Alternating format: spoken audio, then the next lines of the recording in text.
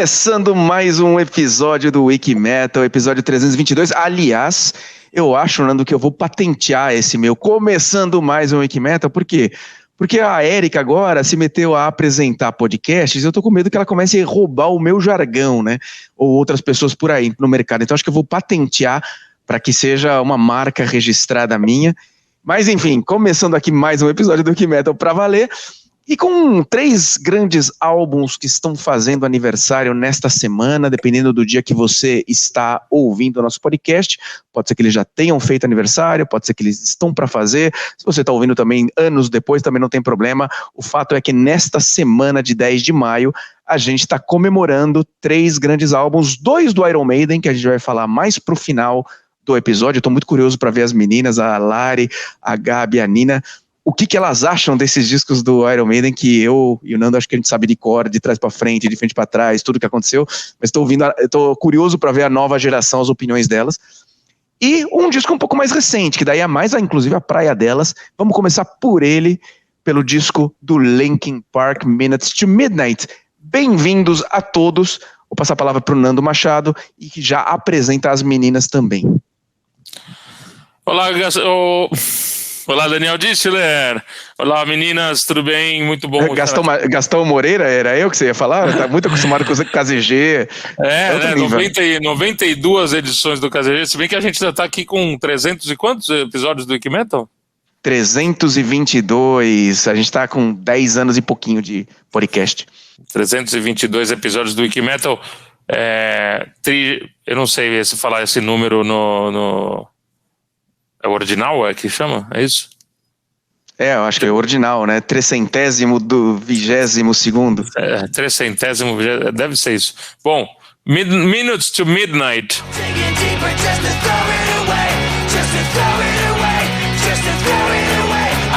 Olá, Nina, Larissa e Gabriela, muito bem-vindas a mais um episódio do nosso querido podcast mais pesado do planeta, o Wiki Metal. Tudo bem com vocês? Tudo bem com você, Nando? Por aqui tudo bem também. Vamos falar sobre um disco muito legal, lançado em 14 de maio de 2007, o terceiro álbum de estúdio da banda Linkin Park. Vamos começar falando sobre ele. É um disco que fez muito sucesso, né? Na época, até hoje, milhões de seguidores da banda pelo mundo afora, né? Então, eu acho que foi um CD que foi muito conhecido porque o primeiro single dele foi o tema de um filme que chama Transformers, que eu acredito que muita gente conhece, mas ele também foi mais diferente dos outros dois, né, do Meteor e do Libertary, que foram os 2 primeiros que eu acredito que foram os mais bombados da carreira do Linkin Park, né. Mas é um disco muito bom, na minha opinião, eu gosto bastante, e ele foi produzido por um cara que eu gosto muito, que eu sou fã, que é o Rick Rubin, que ele já fez vários outros trabalhos com outras bandas bem fodas, não sei se posso falar palavrão aqui, mas assim, todo mundo prefere as músicas que mais bombaram, tipo Bleed It Out, What I've Done, que foi a música tema do Transformers. E eu prefiro, vamos dizer, as mais lentinhas, assim, que a letra tem um significado maior para mim, que são umas letras mais profundas, vamos dizer. Todas as letras do Linkin Park têm uma profundidade, né? Mas eu acho que In Between e In Pieces são 2 músicas que moram no meu coração.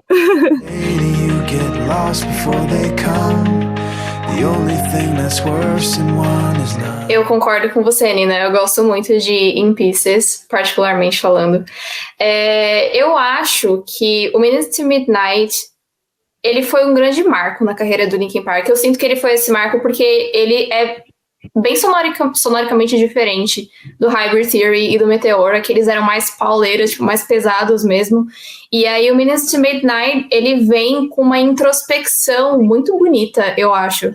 E muito inédita na carreira do Linkin Park para aquela época, porque assim, o Chester, ele exteriorizava muito as coisas que ele sentia no grito, na força, e no Minutes to Midnight as músicas elas são mais silenciosas, elas são mais calmas, as letras são muito mais introspectivas. O CD praticamente inteiro fala de morte, fala de luto, fala de perda, E tem as músicas lentas, pra mim, são o ponto forte do Minutes to Midnight, que é Leave Out All the Rest, Valentine's Day, eu acho muito bonita, é uma composição absurda, tava ouvindo de novo esses dias, fazia muito tempo que eu não ouvia, e eu pensava, tipo, cara, dormiram muito em Valentine's Day, porque essa música é fantástica.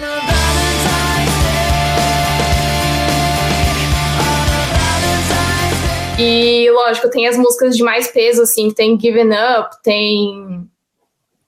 Qual que era a outra? Acho que No More Bleed Sorrow, Out. que eu gosto bastante, Bleed It Out também.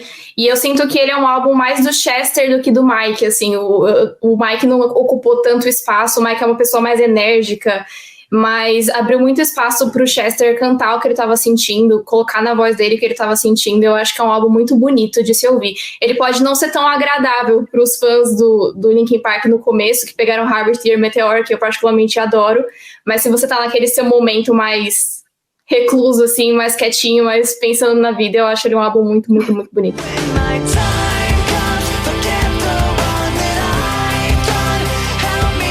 Apesar de ser mais jovem, né? E aí, Dani já vem com essa expectativa de que eu escutei mais Linkin Park do que Iron Maiden. Eu escutei o álbum pela primeira vez pro podcast, assim. Eu conhecia, claro, os singles. E eu fiquei muito chocada, porque eu dormi no Linkin Park, né, Gabi? Eu dormi em todo o Linkin Park, porque eu acho que eu tinha essa ideia, tipo, Linkin Park, ok. Escutava os hits, mas não fazia questão de conhecer a banda. E agora, infelizmente, né, é muito diferente a gente escutar qualquer coisa do Linkin Park, porque bate de um jeito muito diferente depois da morte do Chester. Mas, certamente, é um álbum que me fez ter bastante interesse, assim, em me aprofundar na discografia do grupo.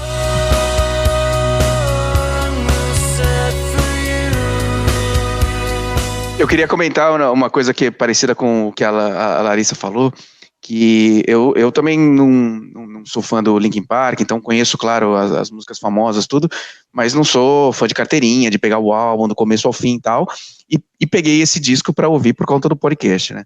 Então, as coisas que eu queria comentar a primeira é que eu tenho muita dificuldade de falar Minutes to Midnight e não falar 2 Minutes to Midnight. Isso é uma dificuldade muito grande, assim, já sai automático, assim, 2 Minutes to Midnight, não existe Minutes to Midnight.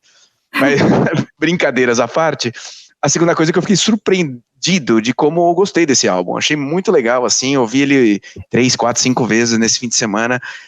Várias músicas eu curti, desde a Valentine's Day, que a Gabi citou. A Shadow of the Day, acho que é uma música que eu já conhecia, mas muitas. Essa No More Sorrow, que alguém citou aí, ela começa igual o riff do Plebe Rude, né, de Não É Nossa Culpa.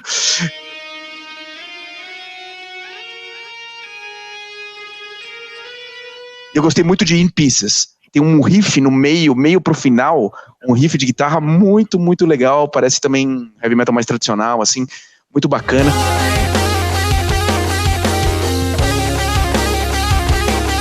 E tem uma música que eu não sei, acho que talvez ela nem tenha feito muito sucesso, mas ela parece uma prece, que é aquela Hands Held High. Parece que é uma reza, assim, né? Tipo, parece um canto gregoriano misturado com um pouco daquele lance meio rap metal e tal. Mas eu curti, eu achei bem legal, achei que é um disco que eu ouviria, assim, não assim, tá tocando, não me incomoda. Não, acho que eu pegaria pra ficar ouvindo.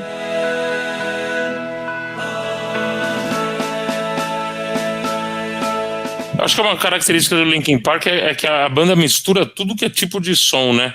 Tem música, tipo, o começo do disco, ele é mais pesado, mais porrada, assim. Depois tem música que lembra um pouco o U2, tem uma música lá que parece um pouco o With or Without, um link de baixo, né, assim, uma levada de baixo meio U2, aí tem o rap, né, entre os elementos do rap, então acho que ele é uma forma, acho que por isso que a banda ficou tão popular, né, porque ela pega, acho que vários elementos, mistura tudo e pega vários públicos, né, atinge vários públicos. E você falou da produção, sim, apesar do Rick Rubin ser o produtor talvez principal desse disco, o Mike Shinoda também produziu, né? Sim, então produziu, ele sim. Não participa tanto nas letras e tal quanto o Chester, mas ele com certeza deu os pitacos dele no som, né? Com certeza, com certeza.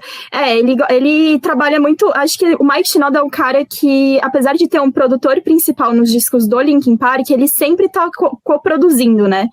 Então, porque ele gosta de fazer esse trampo de produção. Então, eu nem citei ele porque eu acho que quando se trata de Linkin Park já é meio subentendido que o Shinoda, tem um dedinho do Shinoda ali.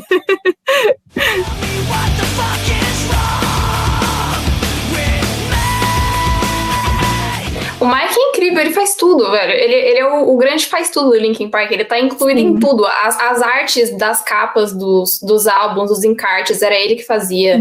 O encarte do Meteora, eu tenho em CD.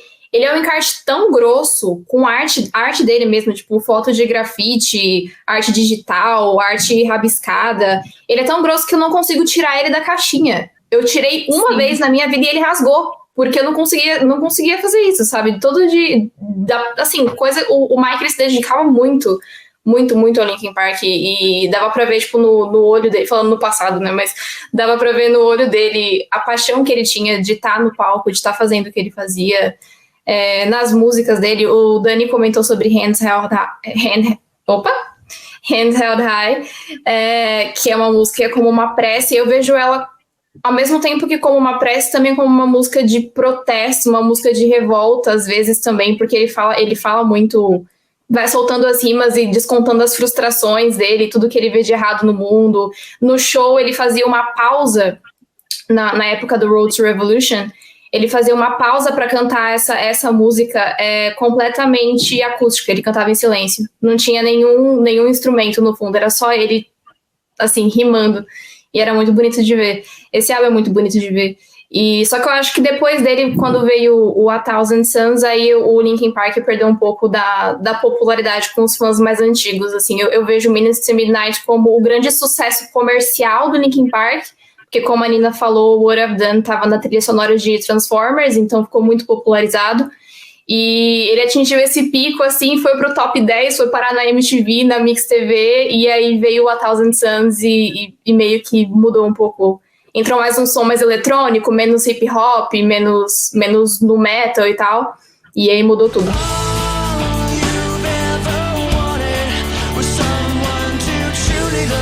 E agora vamos falar de um senhor de já quase 40 anos de idade, 38 anos, o nosso querido Peace of Mind do Iron Maiden, um disco sensacional, um disco praticamente perfeito. Foi o primeiro disco do Iron Maiden que eu lembro assim de ter comprado mais ou menos na época que saiu.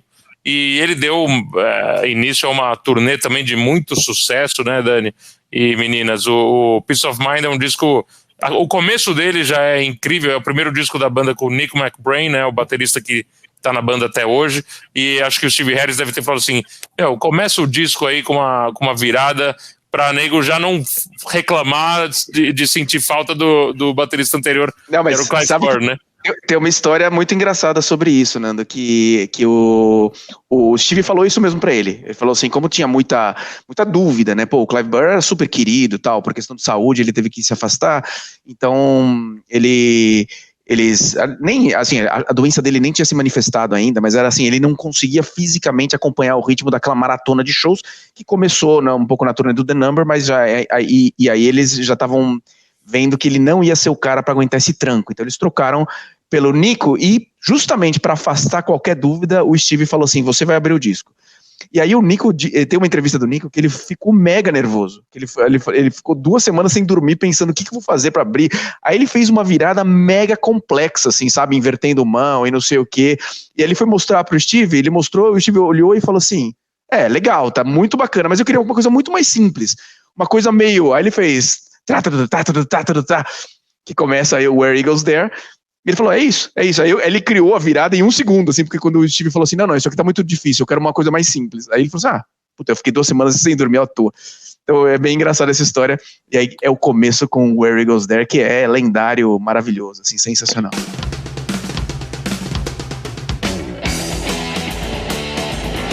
E vou falar que esse disco tem algumas das melhores músicas do Iron Maiden e algumas das músicas que eles mais tocaram, né? Não é o caso do Where It Goes There, apesar de Where It Goes There ter voltado pro repertório da banda na última turnê, né? Que foi um momento épico. Não sei quem de vocês viu, eu sei que o Dani viu o show e realmente na hora que eles tocam Where It Goes There, é inacreditável a capacidade do Bruce Dickinson de, depois de quase 40 anos, conseguir cantar essa música até praticamente igual ao que ele cantava, né? O tom é super alto, mas tem outras músicas nesse disco que estão... The Trooper, por exemplo, é uma das músicas que eles... Deve estar entre as músicas que eles mais tocaram na história da banda, né, Dani? Você que tem a Sem dúvida. Aí.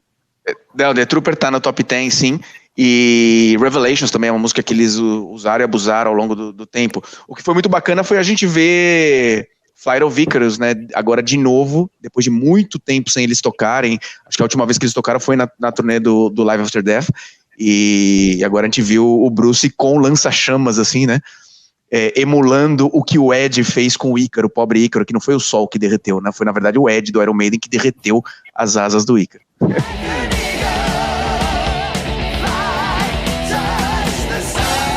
Eu fui num show do Iron Maiden em 2016, e aí eu lembro que foi um dos shows, assim, um dos shows mais icônicos que eu já fui na minha vida, porque quando começou The Trooper, e assim, eu tava na pista premium, né, praticamente na grade, eu lembro que o Steve Harris estava praticamente na minha frente.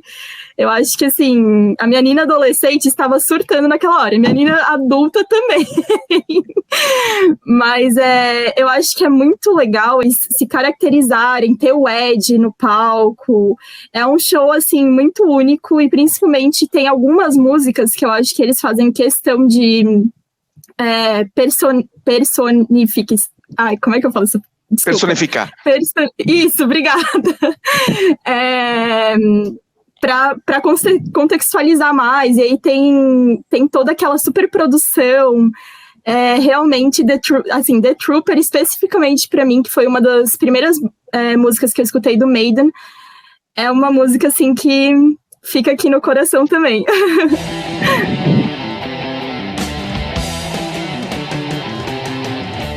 Eu tava vindo aqui no nosso Wiki Metal, né, sobre esse álbum, porque eu sempre pesquiso, o site tem muito conteúdo bacana sobre os votações e tudo mais, aquela maravilha que a gente já conhece. E aí, em 2015, foi votado, né, qual foi a melhor trinca das bandas, e aí o Iron Maiden ganhou, porque ele lançou, assim, em sequência só The Number of the Beast, Peace of Mind e Power Slave. Só isso. E aí, com 28% dos votos, todo mundo decidiu que realmente não dava para superar essa sequência. E fazendo um link com aquilo que o Daniel falou, quando a gente ainda estava falando de Linkin Park, para você ver, eu anotei aqui no meu roteiro que Minutes to Midnight me lembrava 2 Minutes to Midnight, que aparentemente tem uma inspiração em comum aí, que é aquele relógio do Apocalipse, né, que faz uma contagem simbólica de quanto tempo falta para o fim da humanidade. E agora, no começo de 2021, nós estamos com 100 segundinhos para a meia-noite, né? 1 minuto e 40 segundos. Então, infelizmente, até a previsão do Iron Maiden, nós já ultrapassamos. É otimista, né? Hoje em dia, 2 Minutes to Midnight. Só ia falar que essa turnê deu origem ao World Peace Tour, que foi uma turnê sensacional da banda, quase 150 shows que eles fizeram divulgando esse disco. E esse disco, ele tem músicas um pouco diferentes, né, dos outros discos do Iron, né? Tem músicas como Quest for Fire ou To Tame a Land, que é um progressivo, né, muito mais puxado assim para o progressivo, que depois eles foram revisitar com Rime of the Ancient Mariner no Power Slave. Todo o disco do Iron tinha uma música assim mais progressiva, né, mais longa, com várias passagens. Alexander the Great, né? Alexander the Great, depois no Somewhere in Time. Então, realmente, essa fase do Iron Maiden, você falou do The Number, Peace of Mind e Power Slave, mas sem falar do Killers, que é sensacional, e depois do Somewhere in Time, do Seventh Son, né? É uma sequência realmente de respeito. O Iron Maiden, infelizmente, nessa época eles ainda não tinham o hábito de fazer shows no Brasil, né? Eles começaram a fazer shows no Brasil, assim, com uma frequência maior alguns anos depois, a gente vai falar disso ainda, mas sem dúvida Peace of Mind é um dos discos do coração, né?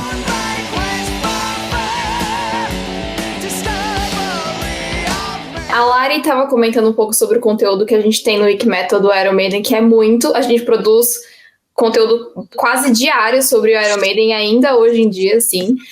Mas uma das coisas é que essa semana nós da redação votamos as nossas capas favoritas do Iron Maiden. A gente não sabe ainda, não sei se já foi pro ar quando vocês estão ouvindo isso, se não foi ainda vai, então você pode conferir nossa opinião.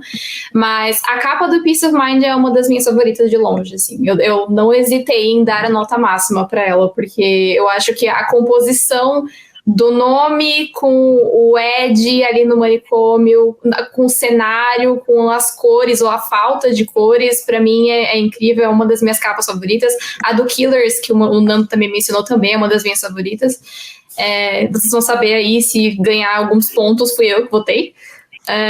Enfim, eu gostei muito, agora virando um pouco o discurso do Dani, que o Dani falou que ele não conhecia muito o Ministry Midnight, que ele não tinha ouvido ainda e tal. Eu sou a pessoa que tá no one-on-one de Iron Maiden, né? Tô aqui nos baby steps, passando pelos álbuns conforme a gente vai falando sobre eles. E dos que eu ouvi até hoje, o Peace of Mind foi meu favorito. Foi o que eu mais gostei, me pegou logo de cara com a música de abertura.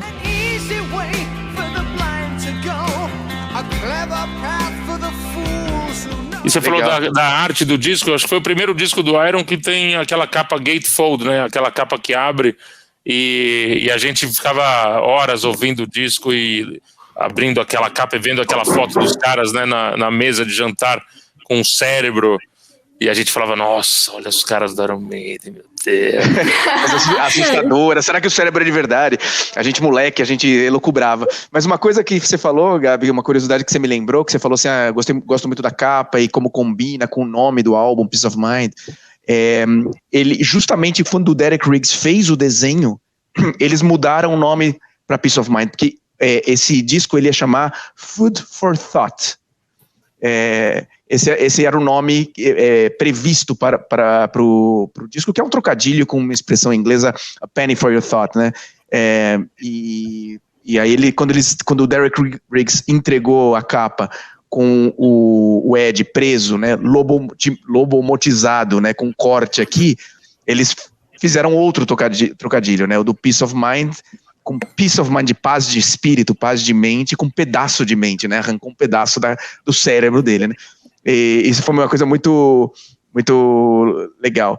E esse disco tem tanta coisa para falar, assim, esse negócio do To Tame a Land, a música ia chamar Duna, né? Porque a história, a letra conta toda a história do clássico do Frank Herbert, que é o autor de Duna, que depois virou filme com Sting.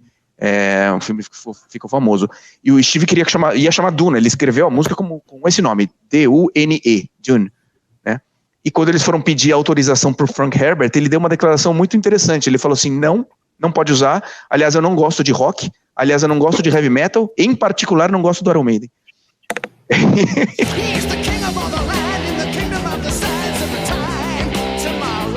E lembrando que o filme Dune vai ter um remake agora, hein? Vai ser feito um remake do filme Dune. Vai ter um remake. Sim. Isso aí. Bom, não perdemos nada, né? To Tame a Land é muito mais legal que Dune.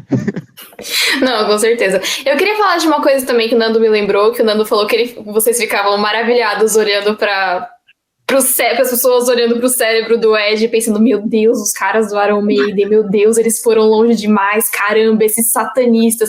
E aí o comentário que eu ia fazer, o Nando não falou da parte de satanistas, mas eu lembrei disso porque na época a mídia associava muito o Iron Maiden com satanistas, né? E aí eles decidiram fazer uma piada, uma pegadinha nesse álbum, em Still Life, que eles colocam o Nico falando ao contrário, que é pra dar aquele negócio meio arrepiado. Até quando você ouve pela primeira vez, eu pelo menos fiquei meio assustada, assim, tipo, mano, o que é isso que tá acontecendo, sabe? Mas depois você vê que nada a ver, tipo, é uma frase aleatória, assim. Mas eu achei muito legal que eles decidiram fazer isso, que é tipo, tá, vocês estão querendo taxar a gente de satanista, então tô aqui pra vocês de bandeja, sabe? É isso mesmo. E a frase que ele fala, acho que é uma coisa tipo assim, não mexa com as coisas que você não entende, é uma coisa assim, né? É exatamente isso,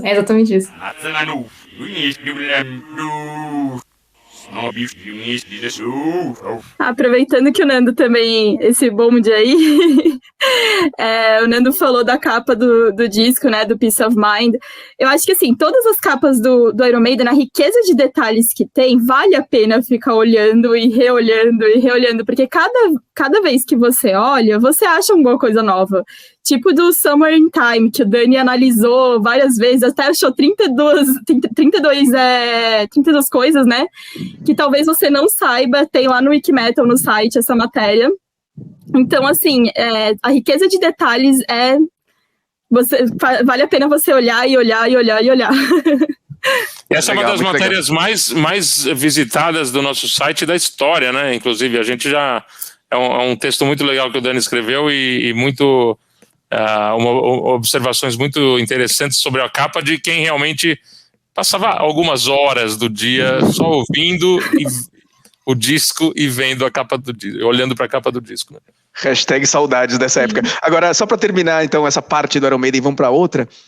Eu quero apresentar para as meninas um som que a gente rolou aqui há muito tempo atrás, acho que é o episódio 10, 12, sei lá, bem no começo. A gente tem uma banda colombiana, nem sei se ela existe mais, que se chama Akash. E eu vou rolar um trechinho aqui de Flight of Icarus com eles, porque é um cover, né, com essa banda colombiana fazendo, mas o que é legal e curioso é que eles traduziram para o espanhol Flight of Icarus. El vuelo de Ícaro.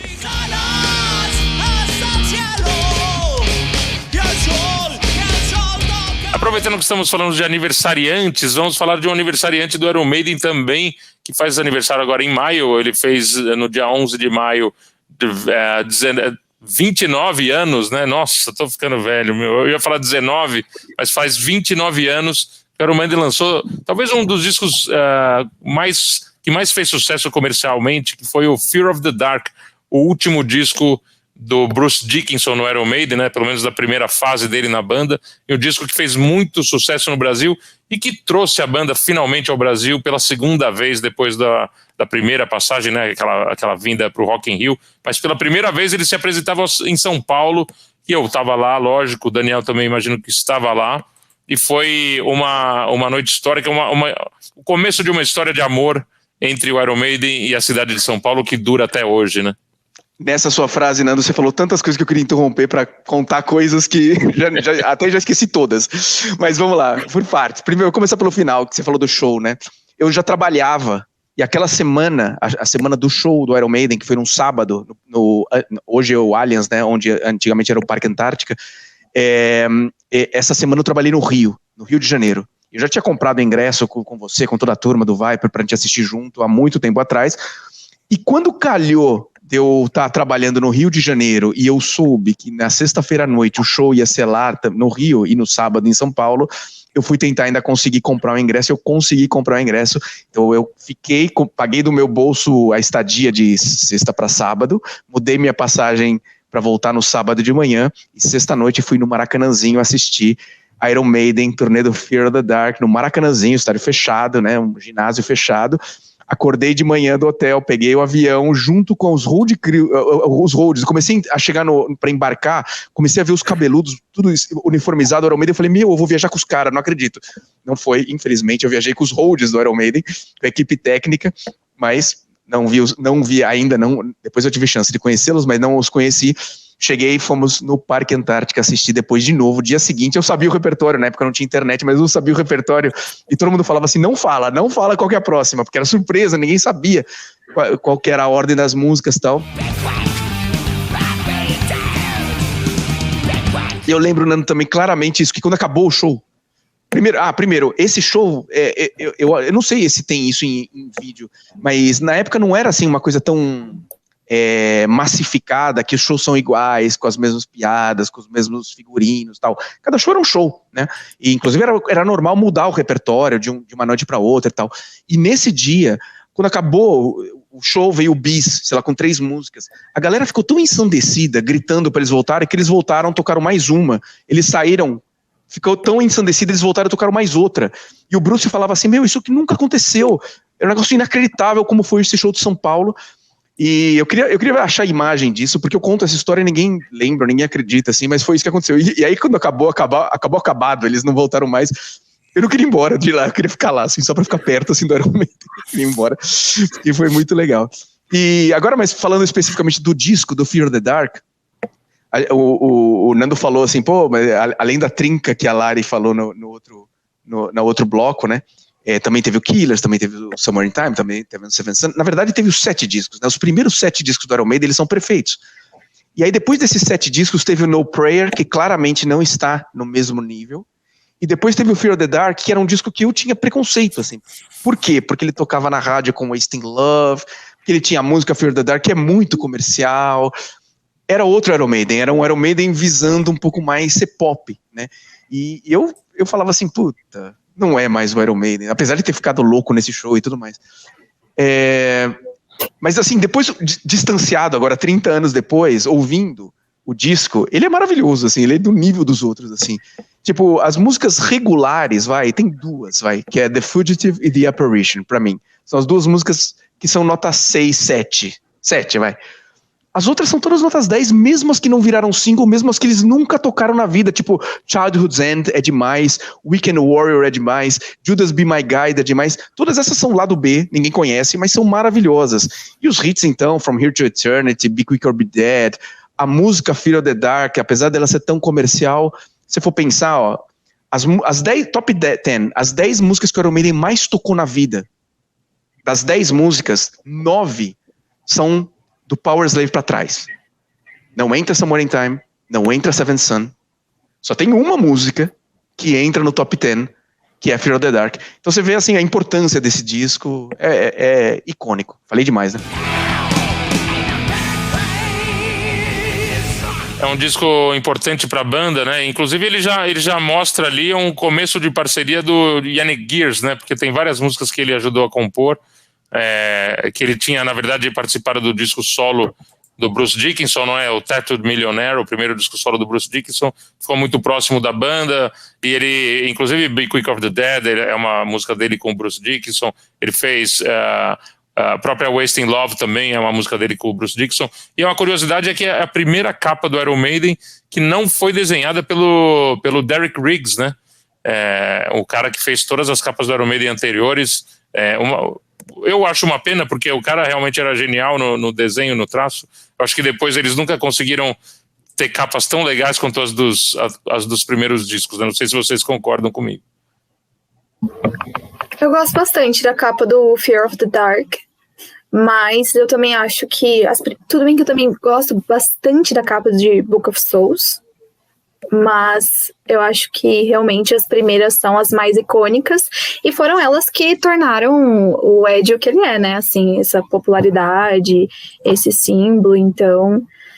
Mas eu não consigo comentar porque eu não vou mais conseguir dormir essa noite pensando na história de Daniel e de Nando sobre o show, entendeu? Porque em qualquer contexto eu teria inveja de alguém que foi ver a turnê Fear of the Dark ou qualquer uma do Iron Maiden das antigas. Mas em contexto de pandemia, isso machuca um pouquinho mais.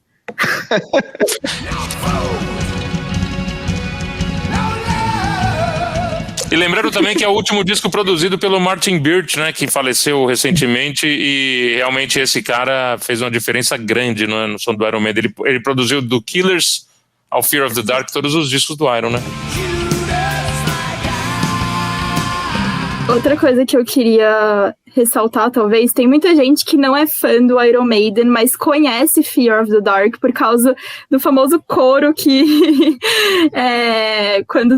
quando o Iron faz show, né, eles param de cantar e aí tem o coro, o famoso coro do Fear of the Dark. Tem vários amigos meus que não são fãs da banda, mas aí lembram da banda por causa dessa música especificamente.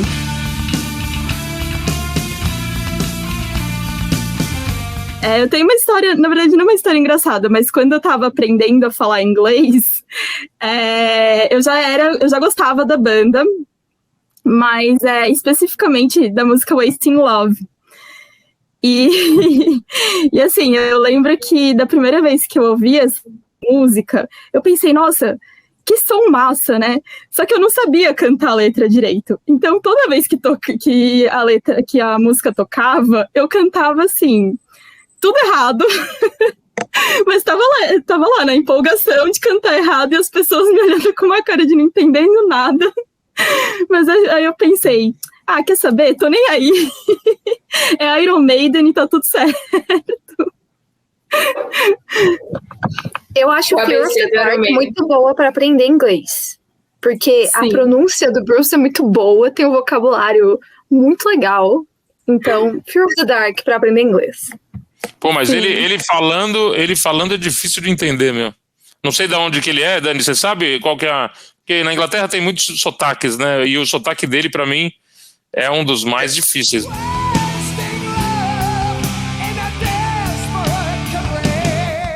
Eu tava pesquisando, você me pegou desprevenido. Mas, não, eu só ia fazer uma brincadeira com as meninas falando que pra que você precisa fazer curso de inglês se você tem o Iron Maiden, não é mesmo? Mas alguém comentou, a Lari e o Nando, eles falaram das capas do Iron Maiden, que mudou o artista depois do Fear of the Dark. Eu acho que, a partir do Fear of the Dark, eu sinto que as capas ficaram mais digitais e elas perderam um pouco do traço orgânico. Não necessariamente, assim, o conceito de algumas capas continuou muito bom. A do Fear of the Dark, por exemplo, é uma dessas. Eu acho que assim, a ideia foi boa, o conceito foi bem legal, curti. Só que a arte digital, ela é muito diferente da arte orgânica, do traço orgânico, sabe? Assim, a pessoa que... Eu costumo comparar de um jeito meio leigo, mas, por exemplo, eu detesto ir no cinema e saber que o filme que eu tô assistindo é 90% CGI. E, tipo, eu enxergar o CGI, eu enxergar que aquilo é feito de gráfico, sabe? Eu não conseguia acreditar naquilo. Eu gosto muito mais das coisas que são orgânicas. E na questão estética das capas do Iron Maiden, por mais que algumas sejam muito boas, que nem a Lari falou do Book of Souls, que é a última, se eu não me engano, o conceito é bom, a arte é boa, mas nada supera um traço orgânico. E... o Dani gostou muito do álbum, eu não tenho muito a acrescentar sobre ele, porque não foi um dos que me pegou muito. Desculpa, não me julguem, não joguem pedra em mim. Não, mas daqui a 30 anos você vai gostar. Daqui a 30 anos você vai gostar. Quando eu ouvi em 92, eu também não gostei muito. Envelhece novinho, né?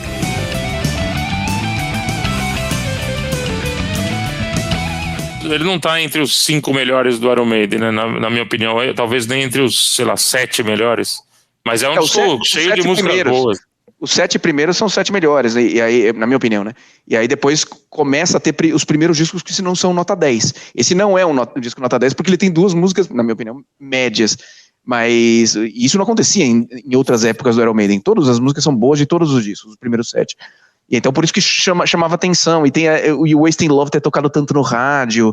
É um pouco assim. Mas, por outro lado, com um distanciamento, por exemplo, uma música que nem Chains of Misery, é uma música que não é zero conhecida, lá do B total, mas ela é muito boa.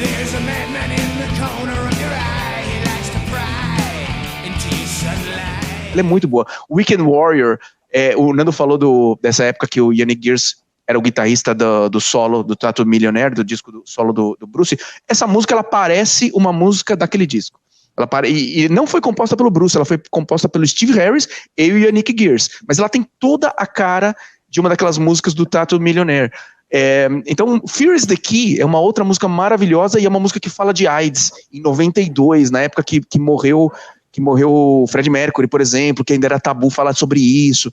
Então, é um disco importante, assim, tem muita coisa legal.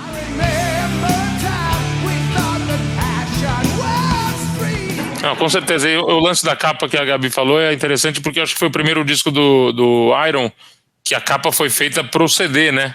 Então, acho que muda isso também, o conceito de desenho que é feito para um quadradinho desse tamanho, quando antes era uma arte que era feita para um vinil, né? Que era muito mais rica, né? E cheia de detalhes, né? Sim, com certeza. Eu queria falar uma curiosidade aqui, que vocês estavam falando do Tattooed Millionaire, né? Do Bruce Dickinson.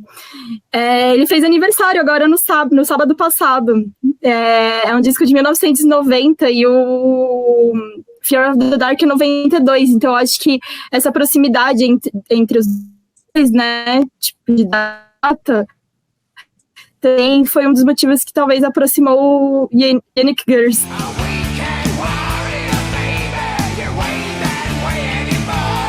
Lembrando que o Yannick Gears, apesar dele participar bastante, mais ativamente do Fear of the Dark, ele já tinha entrado na banda no Pray for the Dying quando o Adrian Smith saiu da banda, né? Mas acho que o Fear of the Dark é o primeiro disco que ele compõe algumas músicas, né? Várias músicas, inclusive. É isso, muito legal. Mais alguma coisa, meninas, sobre Fear of the Dark ou vamos para as dicas da semana? Top 3 do Fear of the Dark, segundo Wiki Metal. Be Quick or Be Dead. From Here to Eternity. Essa é sua, Daniel. E Wasting Love. E aí, eu tava vendo os top 3 e pensei, como você deixa Afraid to Shoot Strangers de fora? A diferença, né? Se a gente já tivesse aqui, né, meninas? Então, esse é um ponto que a Nina falou sobre o público cantando Fear of the Dark, né? Mas desse álbum, o que é muito animal é o público cantando toda aquela parte instrumental de Afraid to Shoot Strangers, que tem aqueles riffs, tem tipo 5 minutos de riff e o público canta aquele riff como se fosse vocal, assim, é muito, muito, muito, muito legal.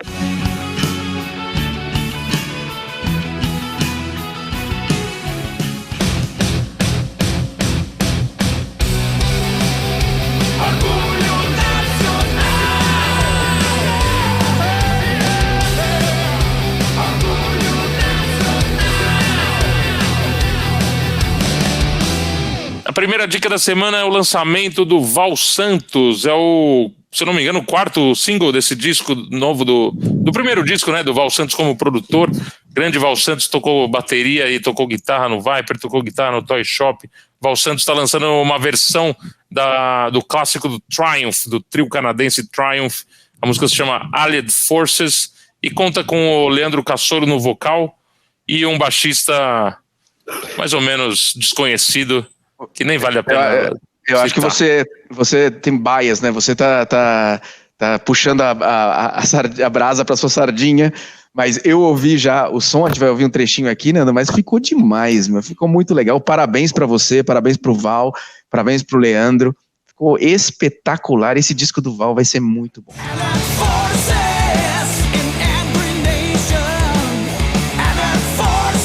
E a outra dica que eu quero dar é Empave de Colossos, que vai lançar outro single amanhã. Hope vai estar em todas as plataformas digitais, então ouçam.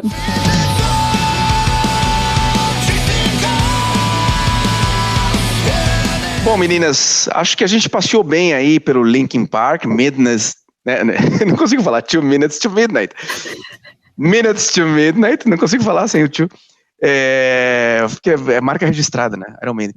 E aí, que inclusive 2 Minutes to Midnight é uma das músicas que tá nas 10 mais tocadas que a gente falou ali atrás. Acho que a única do Powerslave que entrou no top 10 das mais tocadas pelo Iron Maiden é 2 Minutes. Mas enfim, Minutes to Midnight do Linkin Park, grande disco, foi bem legal. E também falamos dos 2 aniversariantes do Iron Maiden, né? Falamos do Peace of Mind e falamos do Fear of the Dark. É isso pro nosso episódio 322?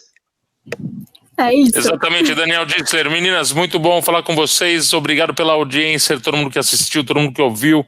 Mais uma edição do podcast do Wiki Metal.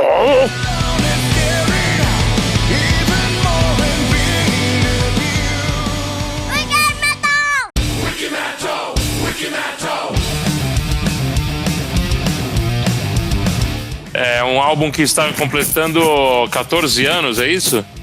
Sim, eu tava falando, acho que eu tava no mudo, mas eu tava falando que essa sua coçada na barba, ela ficou bem representada dentro do nosso podcast. Dá pra ouvir, assim, parece que é um serrote, assim. Tá. Tava colocando o carregador ali, obrigada. Foi meio Bruce Dickinson, não é? Meu Deus do céu. Pelo amor de Deus. Essas coisas.